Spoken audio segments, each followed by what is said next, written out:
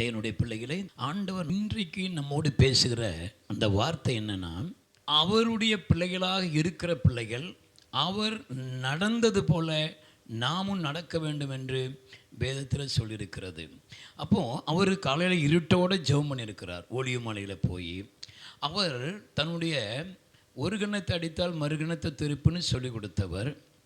உன் சத்துருவை சிநேகி, உன்னை சபிக்கிறவர்களை ஆசீர்வதி, உன்னை பகைக்கிறவர்களுக்காகவும் உன்னை துன்பப்படுத்துவர்களுக்காகவும் ஜெபம் பண்ணுன்னு சொல்லியிருக்கிறார்.